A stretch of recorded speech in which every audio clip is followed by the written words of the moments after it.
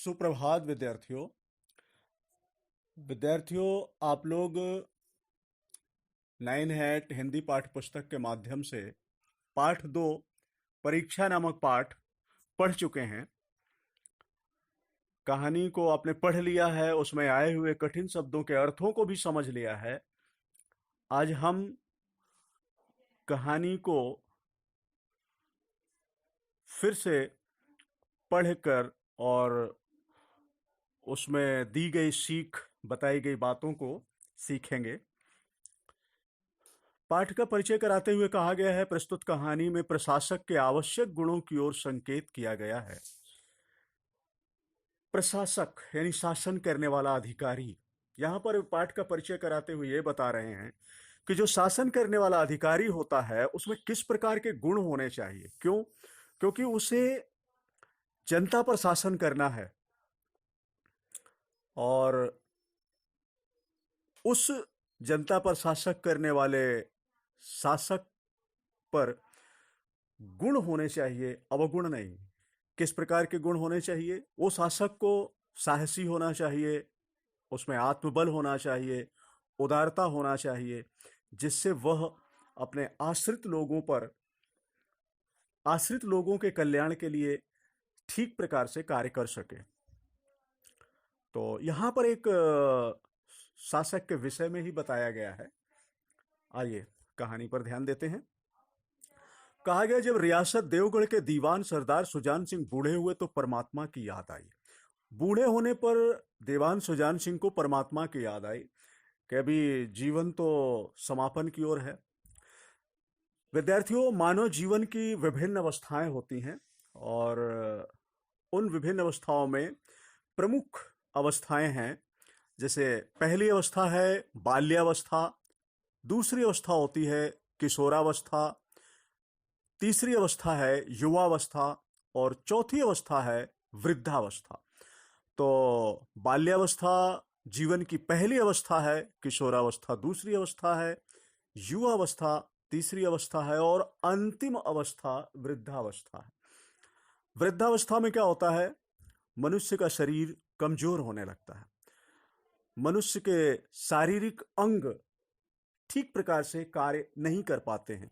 जैसे आंखों से कम दिखने लगता है, हाथ पैर कमजोर हो जाते हैं, चल फिर नहीं सकते भली प्रकार, दांत कमजोर होते हैं, ठीक प्रकार से खा नहीं पाते, सुनाई कम देने लगता है, पाचन शक्ति कमजोर हो जाती है। तो इस प्रकार से यह अवस्था जीवन की अंतिम अवस्था होती है। यहां पर शरीर के अंग प्रायः शिथिल होते जाते हैं, कमजोर होते जाते हैं और अंत में मनुष्य अपनी जीवन लीला समाप्त कर देता है। तो जब दीवान सुजान सिंह अपने जीवन के इस अंतिम अवस्था पर पहुंचे तो उन्हें यह स्मरण हुआ कि अब मुझे भगवान का भजन करना चाहिए और अब जो कुछ मैं कार्य करता चला आया हूं उससे अवकाश प्राप्त करूं, सेवानिवृत्त हो जाऊं और भगवान का ध्यान करूं। यही सोचकर उन्होंने महाराज से, अपने राजा से विनती की और कहा, दीनबंधु यानी गरीबों के भाई, दीनबंधु का मतलब गरीबों के भाई, दास, अपने को उन्होंने दास बताया। दास ने श्रीमान की सेवा 40 वर्षों तक की। किसने 40 वर्षों तक सेवा की? दीवान सरदार सुजान सिंह ने किसकी सेवा की? अपने महाराज की सेवा की या देवगढ़ रियासत की? उन्होंने 40 वर्षों तक सेवा की और निवेदन किया उन्होंने कि अब मेरी अवस्था ढल गई है, अब मैं कमजोर हो गया हूं, राजकाज संभालने की शक्ति नहीं है मुझ में। कहीं भूल चूक हो जाए यानी किसी प्रकार की गलती हो जाए तो बुढ़ापे में दाग लगे। कहने का मतलब कि आज तक जिस कार्य को बहुत अच्छे से वो करते चले आ रहे हैं, आज तक किसी भी प्रकार के उनके छवि पर कोई धब्बा नहीं पड़ा या उनके द्वारा किसी भी प्रकार से कोई कार्य गलत नहीं हुआ। आज सोच रहे हैं कि कहीं ऐसा ना हो कि शरीर कमजोर होने के कारण, अवस्था ढल जाने के कारण उनसे कोई गलती हो जाए और जीवन भर जो उन्होंने अच्छे कार्य किए हैं वो कार्य, उन कार्यों में कहीं पे दाग लग जाए या उनसे कोई कार्य बिगड़ जाए या उनसे कोई गलती हो जाए या किसी व्यक्ति का अहित हो जाए तो जो उन्होंने अच्छे कार्य किए वो सब बेकार हो जाएंगे। यही सोचकर उन्होंने राजा से अवकाश प्राप्त करने का निवेदन किया। राजा साहब अपने अनुभवशील नीति कुशल दीवान का बड़ा आदर करते थे, क्योंकि सरदार सुजान सिंह अनुभवी थे, नीतियों के जानकार थे, इसलिए राजा भी उनका बड़ा सम्मान करते थे। उन्होंने दीवान जी को बहुत समझाया, परंतु दीवान जी अपने निर्णय पर अटल रहे और वो बराबर अवकाश प्राप्त करने के लिए राजा साहब से निवेदन करते रहे। अंत में हारकर राजा साहब ने उनकी प्रार्थना को स्वीकार कर लिया, परंतु उनके सामने एक शर्त रख दी कि अब आपको रियासत के लिए नया दीवान आप ही को खोजना है, और इस शर्त को पूरा करने के बाद ही हम आपको सेवानिवृत्त करेंगे। दूसरे दिन सरदार सुजान सिंह ने क्या किया, जो देश के प्रसिद्ध समाचार पत्र थे उन पे विज्ञापन दे दिया। प्रायः क्या होता है, यदि आपने भी सुना होगा, देखा होगा, पढ़ा होगा कि समाचार पत्रों के माध्यम से ही किसी विभाग में कोई पद रिक्त है तो उसके लिए सूचना प्रेषित की जाती है, उस पर विज्ञापन दिया जाता है। तो उस विज्ञापन में उस विभाग के उस पद के लिए कितने लोगों की आवश्यकता है यह बताया जाता है, किस योग्यता वाले लोगों को चाहिए, क्या क्या उसके नियम हैं, क्या क्या शर्तें हैं, वो सारी चीजें बता करके उस समाचार पत्र में विज्ञापन दिया जाता है, जिसे पढ़कर समझकर जिसके पास वो योग्यताएं हैं, वो उम्मीदवार जो उन योग्यताओं को पूरी करते हैं, वो वहां पर पहुंचते हैं, अपना आवेदन देते हैं और परीक्षाएं देते हैं। परीक्षा में पास होने पर, परीक्षाओं में सफल होने पर वो उस पद को प्राप्त करते हैं। तो ऐसा ही उपाय सरदार सुजान सिंह ने भी सोचा और उन्होंने समाचार पत्रों में विज्ञापन निकलवाया। और क्या विज्ञापन था कि देवगढ़ के लिए एक सुयोग्य दीवान की जरूरत है, जो सज्जन अपने को इस पद के योग्य समझे, वे वर्तमान दीवान सरदार सुजान सिंह की सेवा में उपस्थित हों। अब वहां पर कुछ बताया गया कि किस प्रकार के लोगों की आवश्यकता है। यह जरूरी नहीं कि खूब पढ़े लिखे हों, मतलब दीवान पद के लिए उनको ऐसे व्यक्ति की जरूरत है जो बहुत ज्यादा पढ़ा लिखा ना हो, परंतु हष्ट पुष्ट होना आवश्यक है, यानी शरीर से मजबूत और स्वस्थ होना चाहिए। पढ़ा लिखा भले ना हो, लेकिन शरीर से स्वस्थ और मजबूत हो। मंदाग्नि के मरीज को यह कष्ट उठाने की कोई जरूरत नहीं है। मंदाग्नि के मरीज, मंदाग्नि ये पेट से संबंधित बीमारी होती है जिसमें पाचन शक्ति कमजोर हो जाती है, और ऐसा कहा जाता है आयुर्वेद के अनुसार कि पेट ही समस्त बीमारियों की जड़ होती है। यदि हमारा पेट स्वस्थ नहीं है तो हम विभिन्न प्रकार की बीमारियों में डूब जाएंगे। तो इसीलिए वहां पर यह विशेष शर्त रखी गई कि जो मंदाग्नि के मरीज हैं, यानी जिनकी पाचन शक्ति कमजोर है या जो पेट से संबंधित बीमारियों से ग्रसित हैं, उन लोगों को यह कष्ट उठाने की जरूरत नहीं है, मतलब इस पद के लिए आवेदन करने की आवश्यकता नहीं है। आगे बताया गया, 1 महीने तक उम्मीदवारों के रहन सहन, आचार विचार की देखभाल की जाएगी। शर्त क्या थी, परीक्षा किस प्रकार से होना था? परीक्षा होनी थी कि उम्मीदवार जो आएंगे उनका रहन सहन देखा जाएगा, वो किस प्रकार से रह रहे हैं, उनके आचार विचार कैसे हैं, उनके विचार कैसे हैं, उनके आचरण कैसे हैं, केवल उस पर ध्यान दिया जाएगा। विद्या का कम, यानी उनके पास ज्ञान कितना है, इस पर ज्यादा ध्यान नहीं दिया जाएगा। कर्तव्य का अधिक विचार किया जाएगा, लेकिन उन्हें कर्तव्य बोध है या नहीं, इस पर विशेष ध्यान दिया जाएगा। जो महाशय इस परीक्षा में पूरे उतरेंगे वे इस उच्च पद पर सुशोभित होंगे। और बोले वहां पर जो मतलब विज्ञापन में जो शर्त रखी गई थी उसमें यह था कि जो महाशय इस परीक्षा में पूरे उतरेंगे या जो महाशय इन परीक्षा को पास करेंगे, जो शर्तें उन्होंने दी हैं, वही इस उच्च पद पर सुशोभित हो पाएंगे। अब इस विज्ञापन ने सारे मुल्क में हलचल मचा दी। क्या हुआ, विज्ञापन निकला और विज्ञापन को पढ़ करके सब लोग आश्चर्यचकित हो गए। सब लोगों में हड़कंप मच गया कि देवगढ़ रियासत के लिए एक ऐसा ऊंचा पद रिक्त है, उसके लिए ऊंचे पद के लिए उम्मीदवारों अ, ऊंचे पद के लिए उन्हें एक योग्य व्यक्ति की आवश्यकता है। और सबसे बड़ी बात कि उस ऊंचे पद के लिए किसी भी प्रकार की शर्त नहीं है, केवल नसीब का खेल है, केवल भाग्य का खेल है। यदि भाग्य साथ दे रहा है तो वहां पर हमें दीवान बन जाना है। सैकड़ों आदमी अपना अपना भाग्य परखने के लिए चल पड़े। सैकड़ों लोग अपने भाग्य को आजमाने के लिए वहां चल दिए। देवगढ़ में नए नए और रंग बिरंगे मनुष्य दिखाई देने लगे। कहा गया देवगढ़ में नए नए और रंग बिरंगे मनुष्य। क्या मनुष्य भी नया और पुराना होता है? जी। हम जहां रह रहे हैं वहां पर जो लोग रह रहे हैं, और उन सब लोगों के बीच में कोई ऐसा व्यक्ति आ जाए जो उस जगह का ना हो, तो उसे वहां का नया व्यक्ति कहा जाएगा। तो अभी देवगढ़ में जो लोग थे वो तो रह ही रहे थे, परंतु भाग्य परखने के लिए जो देश के कोने कोने से लोग देवगढ़ में आए, तो वो सब देवगढ़ के लिए नए व्यक्ति थे। और कहा गया रंग बिरंगे मनुष्य दिखाई देने लगे। रंग बिरंगे मनुष्य का मतलब ये है कि मनुष्य के रंग रूप से कोई सांवला है, कोई गोरा है, कोई काला है। तो इस प्रकार से जो मनुष्यों के शरीर का जो रंग है उस आधार पर रंग बिरंगे शब्द दिया गया। कहा जा रहा प्रत्येक रेलगाड़ी से उम्मीदवारों का एक मेला सा उतरता था। कोई पंजाब से चला आता, कोई मद्रास से, कोई नए फैशन का प्रेमी, कोई पुरानी सादगी पर मिटा हुआ। रेलगाड़ी से उम्मीदवारों का मेला सा उतरता, यानी जो भी रेलगाड़ी आती उसमें से उम्मीदवारों की भीड़ उतरती, और पूरे देश से लोग आ रहे थे।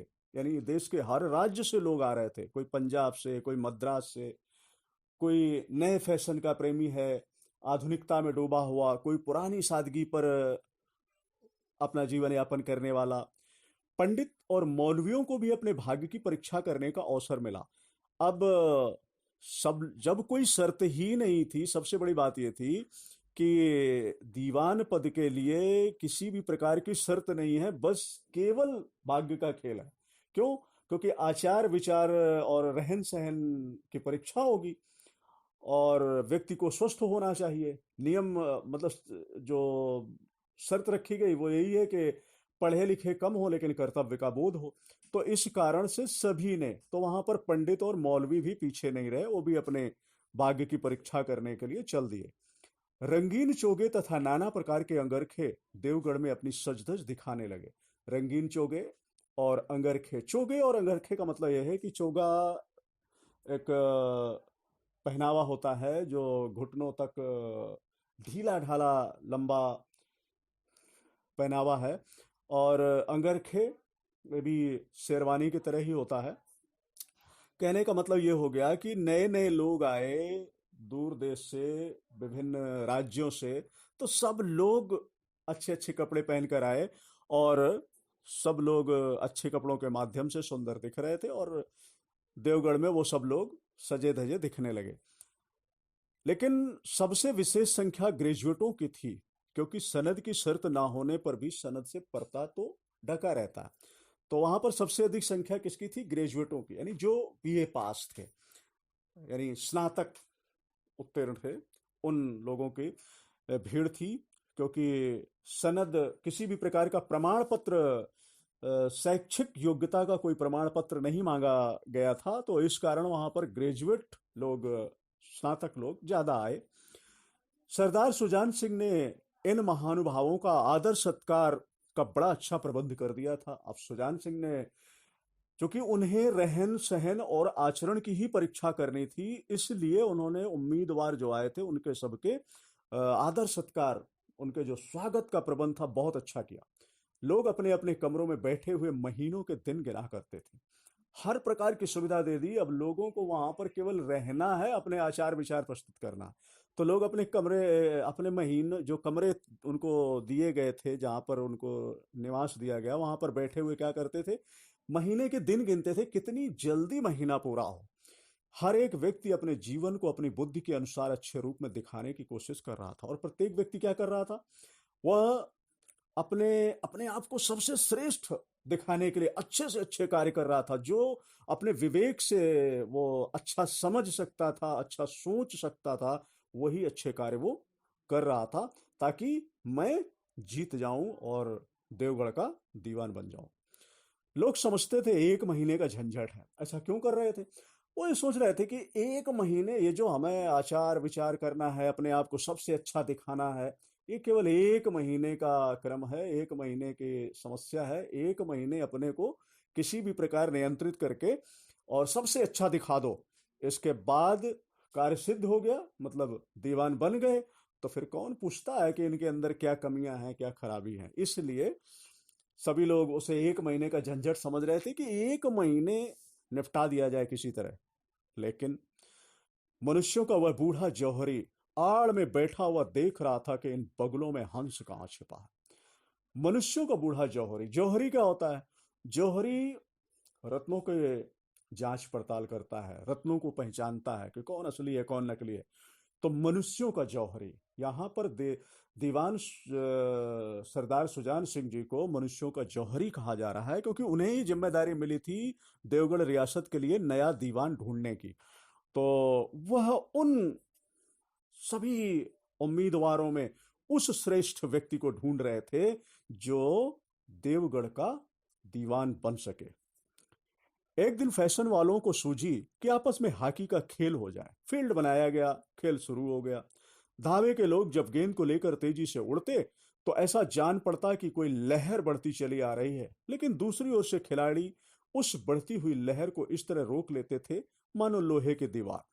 अब यहाँ पर बताया जा रहा है कि एक दिन वो फैशन वाले, यानी नए फैशन के प्रेमी, पुरानी सादगी पर मिटे हुए, चोंगे अगर खे पहने हुए, सज धज दिखाने वाले व्यक्ति, एक दिन उन लोगों ने सोचा कि चलिए आज हॉकी खेलते हैं। विद्यार्थियों, हॉकी हमारे देश भारत का राष्ट्रीय खेल है। तो इस खेल को खेलने के लिए सारे उम्मीदवार जमा हुए, फील्ड बनाई गई, खेल शुरू हो गया। धावे के लोग गेंद को लेकर तेजी से उड़ते, यानी गेंद को आगे बढ़ाते हुए भागते। उनको रोकने के, एक तरफ से गेंद को आगे बढ़ाते हुए गोल करने के लिए आगे बढ़ाते, और दूसरी तरफ से उनको रोकने के लिए लोग खड़े होते। तो यही बताया गया है कि धावे के लोग गेंद को लेकर उड़ते तो ऐसे जान पड़ता कि कोई लहर आ रही है, मतलब बहुत सारे लोग थे, और जब वो आगे बढ़ते गेंद को लेकर के तो ऐसे लगता है जैसे लहर आ रही है, और उनको रोकने के लिए भी उसी प्रकार लोगों का समूह था। तो वो जब समूह सामने आता था तो जो ये लहर इधर से बढ़ती जा रही थी वो रुक जाते थे, तो ऐसे लगता था कि सामने लोहे की दीवार। इस मैदान से जरा हटकर एक नाला था। खेल अभी बंद ही हुआ था कि एक किसान अनाज से भरी गाड़ी लिए हुए उस नाले में आया। नाले में कीचड़ था, गाड़ी ऊपर न चढ़ सकती थी। किसान कभी बैलों को ललकारता, कभी पहियों को हाथ से ढकेलता, लेकिन बोझ अधिक था और बैल कमजोर, गाड़ी ऊपर न चढ़ती। किसान बार बार जोर लगाता और बार बार झुंझलाकर बैलों को मारता, लेकिन गाड़ी खिसकने का नाम न लेती। क्या हुआ? अभी जहां मैदान पर खेल हो रहा था वहीं पर एक थोड़ा सा दूर हट के एक नाला था, और एक किसान अपने अनाज से भरी हुई बैलगाड़ी ले करके उधर से आया, और वो गाड़ी कीचड़ में फंस गई। अब किसान बहुत प्रयास करता गाड़ी ऊपर चढ़ जाए, लेकिन नहीं चढ़ पा रही थी। किसान कभी बैलों को ललकारता, यानी उनको तेज आवाज में बोल करके उत्साहित करता कि गाड़ी को बाहर निकाल लें, लेकिन गाड़ी ऊपर ना चढ़ पाती थी। किसान बार बार जोर लगाता, लेकिन असफल रहता।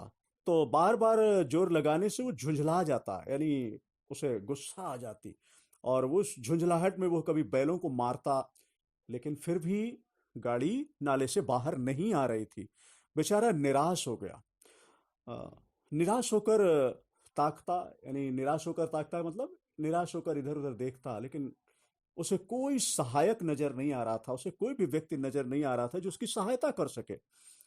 अब क्या यहाँ पर बताया गया है कि खेल अभी बंद ही हुआ था, और खेल बंद हुआ था तब क्या हुआ, खिलाड़ी वहां से निकले। तो जब खेल बंद हुआ, इसी बीच में खिलाड़ी हाथों में डंडे लिए हुए उधर से निकले। किसान ने उनकी तरफ सहमी आंखों से देखा, किसान ने खिलाड़ियों की तरफ डरी हुई निगाह से देखा। खिलाड़ियों ने भी उसको देखा, मगर उनमें सहानुभूति न थी, उनमें स्वार्थ था, मद था। लेकिन उसी समूह में एक ऐसा मनुष्य था, उसी समूह में एक ऐसा मनुष्य था जिसके हृदय में दया थी और साहस था। तो क्या था कि वो जो खिलाड़ी वहां से निकले, किसान ने सहमी निगाहों से उनकी तरफ देखा, और उन खिलाड़ियों ने भी किसान को देखा, परंतु उन लोगों के अंदर हमदर्दी या संवेदना नहीं थी। उन लोगों के अंदर क्या था, स्वार्थ था, मद था। स्वार्थ मतलब अपना हित, और मद घमंड। तो किसी ने, किसी भी व्यक्ति ने, उन खिलाड़ियों में से किसी भी व्यक्ति ने उस किसान की मदद करना उचित नहीं समझा, क्योंकि वो स्वार्थ, घमंड से भरे हुए थे, और उनके अंदर दूसरों के प्रति हमदर्दी नाम की चीज नहीं थी। लेकिन उसी समूह में, उसी भीड़ में एक मनुष्य ऐसा था जिसके हृदय में दया थी, साहस था। आज हॉकी खेलते हुए उसके पैरों में चोट लग गई थी। एक व्यक्ति था जिसके हृदय में दया थी, साहस था, और वह क्या हुआ था, उसे हॉकी खेलते समय उसके पैर में चोट भी लग गई थी। अकस्मात उसकी निगाह गाड़ी पर पड़ी, वो ठिठक गया। अचानक क्या हुआ कि उसके निगाह गाड़ी पर पड़ गई। उसने गाड़ी को देखा तो वो ठिठक गया, कुछ संकोच किया। उसे किसान की सूरत देखते ही सब बातें ज्ञात हो गई, लेकिन जैसे ही उसने किसान के चेहरे की तरफ निगाह डाली, तो उसे सब पता चल गया कि ये मुसीबत में है। और उसने क्या किया, डंडा किनारे रख दिया, अपना कोट उतार डाला, और किसान के पास जाकर बोला, तुम गाड़ी पर जाकर बैलों को साधो, मैं पहियों को धकेलता हूं। युवक ने पहियों को जोर लगाया, उधर किसान ने बैलों को ललकारा, तो गाड़ी नाले के ऊपर। हुआ क्या, जब उस व्यक्ति ने देखा किसान को, और किसान को देखते ही वो समझ गया कि ये मुसीबत में है, तो उसने क्या किया, अपना जो हॉकी खेलने का डंडा था उसे किनारे रख दिया, अपना कोट उतार डाला, और किसान से कहा कि आप बैलों को संभालिए और मैं पहियों को धकेलता हूं। किसान ने बैलों को संभाला, युवक ने पहियों को जोर लगाया, और उसका परिणाम यह हुआ कि गाड़ी नाले के ऊपर आ गई।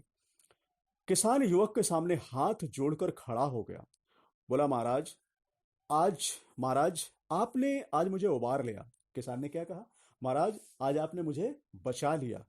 युवक ने हंसकर कहा, अब मुझे कुछ इनाम देते हो? तो जब किसान ने इस प्रकार कहा, महाराज आपने बचा लिया मुझे, तो युवक ने भी हंसते हुए उससे कहा, तब तो फिर आपको मुझे इनाम देना चाहिए। यानी हंसी, हंसते हुए, हंसी मजाक में एक दूसरे के दुख को बांटते हुए और प्रसन्नता प्रकट करते हुए उसने ऐसा कहा। किसान ने भी गंभीर भाव से कहा, नारायण चाहेंगे तो दीवानी आपको ही मिलेगी। ये एक प्रकार का आशीर्वाद था उस मुसीबत में फंसे हुए व्यक्ति का, जिसकी मदद इस व्यक्ति ने की थी। स्वयं चोट लगने के बाद भी उसने इस व्यक्ति की मदद की। तो उस किसान के हृदय से यह बात आई कि नारायण चाहेंगे तो दीवानी आपको ही मिलेगी। यानी उस किसान को पता था कि ये लोग दीवान पद के उम्मीदवार हैं। युवक ने किसान की तरफ गौर से देखा, उसके मन में संदेह हुआ, कहीं ये सुजान सिंह तो नहीं है? आवाज मिलती है, चेहरा मोहरा भी वही लगता है। अब जब युवक ने ये सुना कि नारायण चाहेंगे तो दीवानी आपको ही मिलेगी, तो किसान, युवक ने किसान की तरफ गौर से देखा, ध्यान से देखा, तो उसके मन में संदेह हुआ, उसे कुछ शक हुआ कि कहीं ये संदेह, ये सुजान सिंह तो नहीं है। अब वो सोचने लगा कि इसकी आवाज भी मिलती है, चेहरा भी, शक्ल सूरत भी मिलती जुलती है, तो शायद सुजान सिंह ही हो, ऐसा वो सोचने लगा। खैर, धीरे धीरे वो समय पूरा हो गया, महीना पूरा हुआ, चुनाव का दिन आ पहुंचा। दीवानी के उम्मीदवारों का समूह दरबार में आ बिराजा। तब सरदार सुजान सिंह ने खड़े होकर कहा, दीवानी के उम्मीदवार महाशयों, मैंने आप लोगों को जो कष्ट दिया है उसके लिए मुझे क्षमा कीजिए। इस पद के लिए ऐसे पुरुष की आवश्यकता है जिसके हृदय में दया हो, साथ साथ आत्मबल। तो जब महीना पूरा हुआ, सारे उम्मीदवार दरबार में इकट्ठा हुए, तब सरदार सुजान सिंह वहां आए और आकर के उन्होंने उन उम्मीदवारों को संबोधित करते हुए कहा कि उम्मीदवार महाशयों, महाशय क्या होता है? पुरुषों के लिए एक सम्मानजनक संबोधन है। तो महाशयों, मैंने आप लोगों को जो कष्ट दिया, उन्होंने कहा, जो हमने यहाँ आप लोगों को बुलाया, 1 महीने यहाँ रुके और आप लोगों ने अपना समय दिया, अपने श्रेष्ठ रहन सहन और आचार विचार को प्रकट किया, तो इसमें आप लोगों को जो भी कष्ट हुआ उसके लिए मैं क्षमा चाहता हूँ। इस पद के लिए ऐसे पुरुष की आवश्यकता है जिसके हृदय में दया हो। उसने कहा, मुझे इस पद के लिए एक ऐसे व्यक्ति की आवश्यकता है जिसके हृदय में दया हो, साथ साथ आत्मबल हो, जो आत्मशक्ति हो, हृदय वह जो उदार हो। और उसने कहा कि हृदय भी किस प्रकार का, जो उदार हो, जिसके, उदार का मतलब वह हृदय जो दूसरों के लिए दया रखता हो, और आत्मबल, और आत्मबल वह जो विपत्ति का वीरता के साथ सामना करे। और आत्मबल यानी आत्मशक्ति, स्वयं की शक्ति इस प्रकार की होनी चाहिए कि जो विपत्ति के समय, मुसीबत के समय साहस के साथ उस मुसीबत का सामना करे। इस रियासत के सौभाग्य से हमको ऐसा पुरुष मिल गया है। मैं रियासत को पंडित जानकी नाथ सा दीवान पाने पर बधाई देता हूं। और अब उन्होंने क्या किया? सरदार सुजान सिंह ने रियासत को बधाई दी कि हमें रियासत के लिए जिस प्रकार के व्यक्ति की आवश्यकता थी वो हमें मिल गया है, और उस व्यक्ति का नाम है पंडित जानकीनाथ। और बोले, जानकीनाथ जैसा दीवान प्राप्त करने के लिए मैं देवगढ़ रियासत को बधाई देता हूं।